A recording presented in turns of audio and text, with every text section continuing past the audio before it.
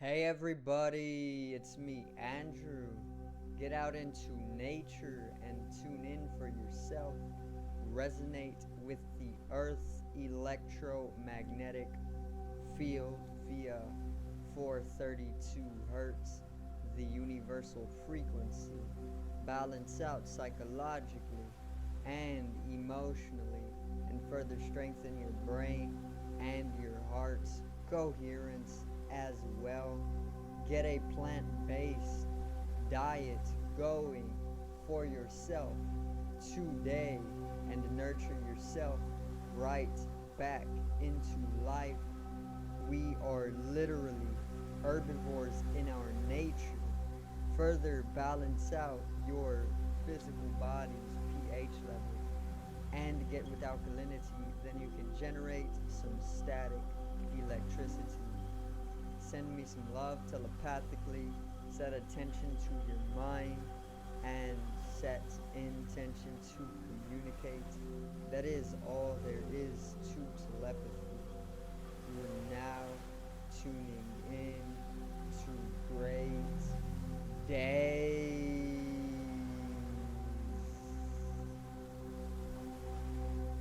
So today I'm going to talk a little bit on Elon Musk and how he recently bought Twitter for a pretty large lump sum of money. But I'm gonna pretty much talk on like the agenda of Elon Musk and why he actually went and bought out Twitter and what can or what is going to come about from this. Today's video is elite powers on the rocks.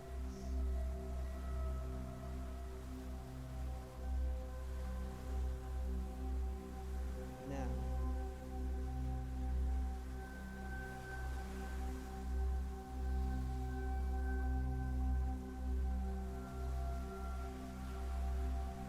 so yeah, Elon Musk, he recently just bought Twitter out for like, I think it was I don't know, it was a large lump of sum of money. It was I don't know if it was billions or if it was just millions, but it was a large lump sum of money that he paid to pretty much on Twitter. But Elon Musk, the reason why this is so like it's a rise of suspicion because Elon Musk is already somebody who is pretty much putting into place some of the global controls that are already in the uprise. With the technological revolution coming and the paradigmal singularization through technology, and Elon Musk being like ahead of this operation. Him buying Twitter, it changes a lot of things, because Twitter is one of the social media platforms that probably billions of people are on, so if he's able to own the entirety of Twitter, he can then use social media or Twitter in itself to pretty much further bring in more momentum to that technological uprise or that technological revolution. Remember, Elon Musk is an elite. He is one of the most wealthiest men in the in America right now, or maybe even the world. I don't know which one it is, but he is most definitely an elite. Okay, he's part of the 1%. He is one of the most wealthiest people, and he's already putting into place. He's already creating things like he has the Neuralink, which is the microchip where they're going to implant into people's brains. So he already invented that, and whenever it's time to pretty much put that into momentum, they're not going to hesitate to do that. Obviously he's the owner of Tesla, and Tesla is pretty much building all sorts of different things which are all interposed or interposed with artificial intelligence. You know, like his cars, they're self-driving because they're pretty much um, they're interconnected with artificial intelligence itself. You know, so he's not hesitating to utilize that artificial intelligence that is pretty much encompassing the globe, and therefore he is somebody who knows the mechanics and everything there is to know about artificial intelligence, and he is pretty much he's on that side of things. You know, he's on the cybernetic side of things, the inorganic side of things, the robotic side of things. You know, even Tesla is now they're building robots. You know, they're building these very very basic robots called the Tesla bots, and their function is going to be to do like very very simple chores around your house, and some of their programs, some of their functions are actually things like being able to lift 50 pounds, you know, things like this, you know, very very basic robotics. But the thing is that what they're gonna do is they're going to release these Tesla bots, and then people are going to they're going to start buying them in mass, you know, and then once they start buying them abundantly, it's going to get people more willing, and people are going to become more accepting of the fact that having robots around all the time to pretty much make our life a convenience is not so much of a science fiction problem waiting to happen, you know. More so it can actually help us, and that's exactly the mindset that they want to build into people, so that they can continue facilitating these robots, you know, or producing these robots, which then they're going to start releasing better and better robots. You know, like whenever they first released the first phone, it was very very basic, you know, and it was very large, and it was very obsolete to what we have nowadays, you know. But this was like 20, 30, maybe 35 years ago. So it's going to be the same exact design with the robots. They're going to first release these robots, everybody's going to start buying them just like everybody was buying the first phones up, and then eventually when people start seeing that they can actually use these robots for convenience, then Tesla is not going to hesitate to continue making these robots better and better and better. You know, they're going to get more lifelike, they're going to be more capable of more things, they're going to come with more function, they're going to just get better and better and better and better, you know, just like our phones have gotten better, they've gotten smaller, they've gotten more powerful, they've gotten more compact, they've gotten more intelligent, you know. It's going to follow that exact same path, and the first one, I don't know when it's coming out exactly, but they already have it, they're pretty much already creating it, they're just waiting to put the hordes out, and with technology like this, if the robots are going to be interposed with artificial intelligence, like Tesla's cars are, and the cars are self-driving, then that means that these robots are going to be able to self-drive. You know, just like his cars can self-drive, these robots are going to pretty much be able to follow their own routes. You know, according to the artificial intelligence that's pretty much within them. You know, and if he has hordes of these robots out, you know, in houses, if he has them at jobs or corporations, you know, and there's plenty of different hordes of these robots, all he has to do is pretty much stay at his control center, and he can pretty much just turn on a specific program within all of the robots, and then all of the robots will then just start carrying out all out technological warfare, you know. So that's that's just like a potential of Elon Musk, you know, not a potential, or it is a potential. a possibility, because I don't want to say it's actually what's going to happen, but I mean, we've seen plenty of sci-fi movies where this has happened already, and we've only made those sci-fi movies and put them in our past because we go through such a technological revolution and a type of technological revolt as well. And the only reason we've made these sci-fi movies that cover that whole plot, that whole topic, is because in our future we go through this. So in order to avoid that, we make these movies and then we put them in our past before the technological uprise happens, so that we can give ourselves some sense of overview of this happening, you know. Because we're not third dimensional beings, we're not trapped in time, we're fourth dimensional beings. We're capable of moving outside of time, but only with our mental bodies, because the mind is fourth dimensional, the body is third dimensional. So the body is trapped within time, and that's why we can't physically with this body travel through time. But on like a mental level, with our mental body, we can travel through various times and spaces, you know, because it's fourth dimensional. Now, Elon Musk buying Twitter is just he's further building up to the technological warfare that is going to take place, the spiritual warfare, you know, where they're slowly turning people into cyborgs. They're pretty much you know, GMOs, things like this. They have various different technological enhancements. We call them nanotechnology because they're so small that you cannot see them with the naked eye. You know, you need very, very specific tools to manufacture these and even be able to just see them.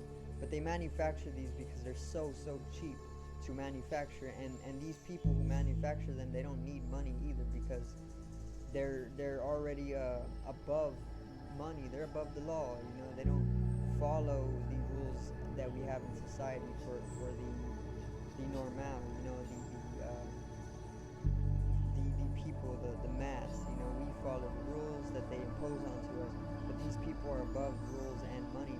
You know, so they manufacture out nanotechnologies, for example, and then they put them in everything. You know, they put them in the fruit, they put them in the vegetables, they put them in the meats, they put them in everything that they can possibly put them in, because they're invisible pretty much, and they build you cybernetically from the inside out.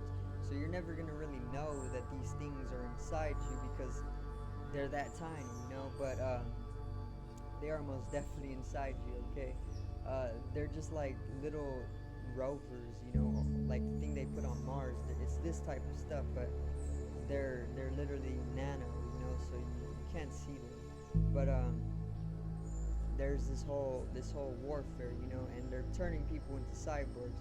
This is why they want you on technology most of your day as well. This is why they want you so dependent on technology, because they can directly program you with technology, and you will never even know it, you know, because it's one of those things that they're putting right in front of your face. But since it's right in front of your face, you overlook it. It's like that saying, if you want to really hide something, hide it right in plain sight. You know, it's that type of thing. So Elon Musk, he's pretty much putting all this stuff together. You know, he's putting all this stuff together because eventually there's going to be this warfare, and he's playing a large part in it. Okay, he's pretty much leading like the cybernetic army. Okay, and he's also building the Skynet too. If you don't know what the Skynet is, it's pretty much like a technological network that encompasses or envelops the globe, and with that, it just makes it even easier for him to turn on hordes of robots, you know, and do things like this, turn all the cybernetics against the world. You know, he can do such a thing with the Skynet, you know, and the way that he actually got people's permission to pretty much start building the Skynet is that he told people it's going to give the entire world free Wi-Fi, which it is. So he's providing the world free Wi-Fi, right? But he knows that people are so heavily dependent on Wi-Fi nowadays that he can use that as some sort of candy for the baby, you know? Like if the baby's crying, you feel inclined to give it like a treat or something because it'll stop them from crying. You know, it's the same thing. We see Wi-Fi as a treat. You know, most people can't live without Wi-Fi nowadays. So what he did was he said, okay, I'm gonna build this Skynet, this technological grid enveloping the Earth, and then I'm going to also with it give the entire world free Wi-Fi. Okay, but don't question what else I'm going to use the grid for, you know, because it's most definitely not just for Wi-Fi. It's for a lot more than Wi-Fi. In fact, Wi-Fi is literally just one of the little results of building such a thing. You know, the Wi-Fi isn't what it's all about at all. It's going way deeper. That's pretty much how I got people to shut up about it. You know, like not to ask him or not to dig so much into it by giving them free Wi-Fi access all over the world.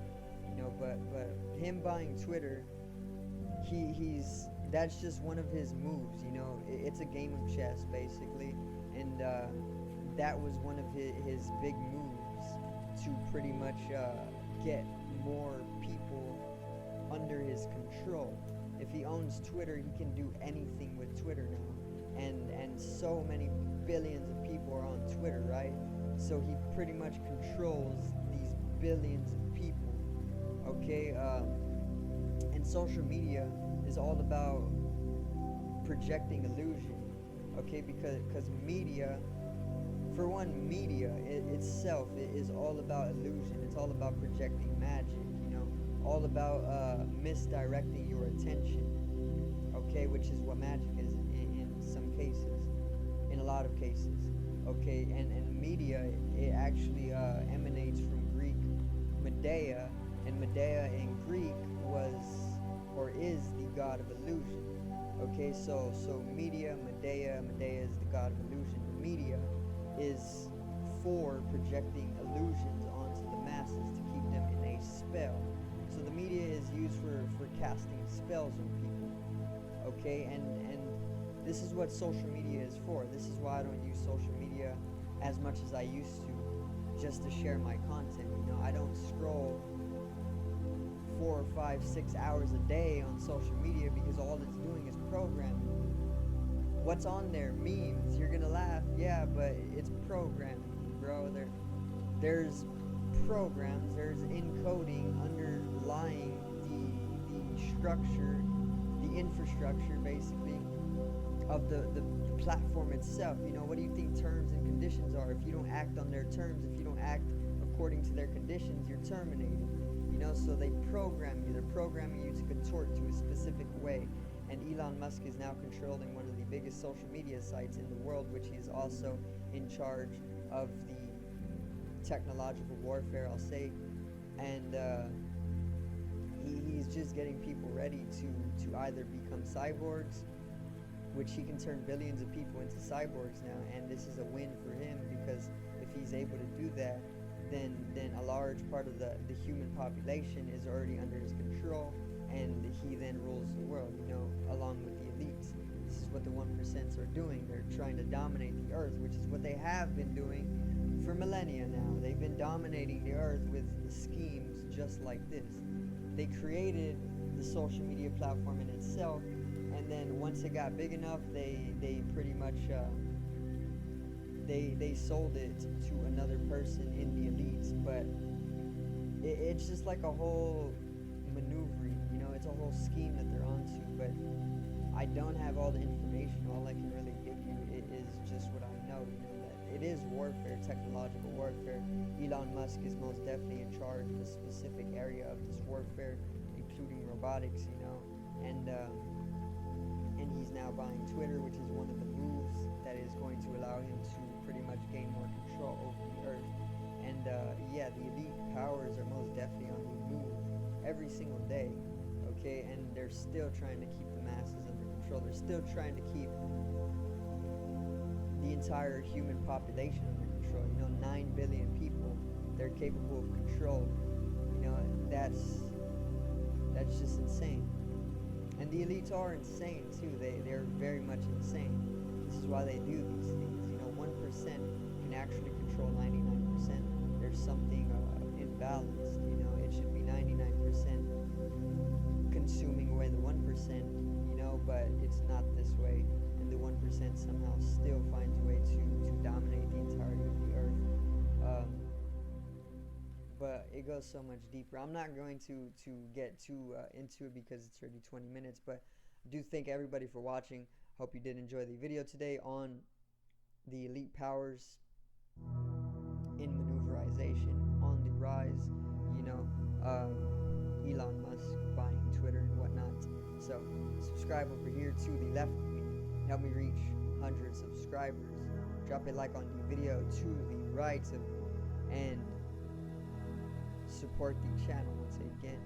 Generate some static electricity from the etheric body, or the first layer of the aura. It needs to be strengthened and realized for the collective rising consciousness. I love you, everybody. Have a great day, and peace out.